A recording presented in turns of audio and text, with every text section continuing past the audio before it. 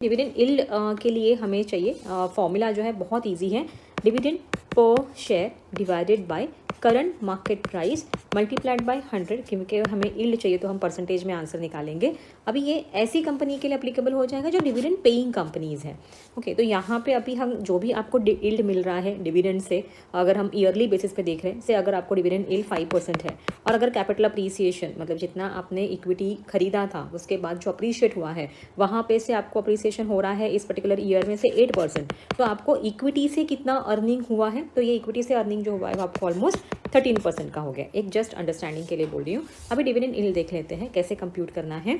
It shows what return an investor get as dividend compare to the price they pay for the stock. अब ये हर investor के लिए अलग होने वाला है डिविडेंड यील्ड, क्योंकि हो सकता है कि मैंने एक शेयर खरीदा है से 100 रुपीज़ में और मुझे उस पर्टिकुलर शेयर के ऊपर डिविडेंड जो मिल रहा है वो 5 रुपीज़ का है। अभी सेम शेयर के ऊपर आपको तो डिविडेंड 5 रुपीज़ का मिल रहा है but you purchase is for 120। सो अभी अगर करंट प्राइस के सामने अगर आपको देखना है तो डिविडेंड यील्ड क्या रहेगी, इन्वेस्टर्स के पर्सपेक्टिव से देखना है तो डिविडेंड यील्ड क्या रहेगी, that is going to be different. मुझे लगता है कि आपको ये समझ में आ गया है। अगर मैंने 100 में खरीदा और आपने 120 में खरीदा है तो मेरे लिए अर्निंग यील्ड जो है वो ज़्यादा रहेगी, सॉरी डिविडेंड यील्ड ज़्यादा रहेगी एज कम्पेयर टू यू।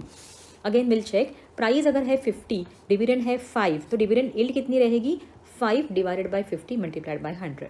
अगर प्राइस है 100, डिविडेंड लेकिन सिर्फ 5 रुपीज़ ही है सेम, तो डिविडेंड यील्ड जो है वो कम हो जाएगी because you have paid more price. उसके बाद 150 है, अगर प्राइस डिविडेंड 5 है तो 3.33। लाइकवाइज आप इसको कैलकुलेट कर सकते हैं। फिर आपके पास दूसरा एक रेशियो आता है, डिविडेंड यील्ड है यहाँ पे प्राइस टू डिविडेंड रेशियो। जैसे हम प्राइस टू अर्निंग रेशियो निकालते हैं वैसे ही यहाँ पे price to dividend ratio compute किया जा सकता है। अभी price to dividend ratio simple है, फॉर्मूला तो बहुत आसान है, प्राइस डिवाइडेड बाय डिविडेंड मतलब current market price divided by dividend पर शेयर।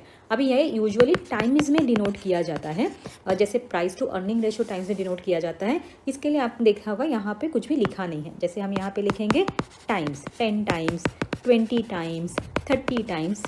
ओके, तो यहाँ पे कैसे आप कैलकुलेट करोगे, price is 50 divided by 5 multiplied by 100, तो 10 टाइम्स। जब भी आप 1 रुपया डिविडेंड ले रहे हैं वो टाइम पे कंपनी की प्राइस जो है मार्केट में 10 टाइम्स ज़्यादा है।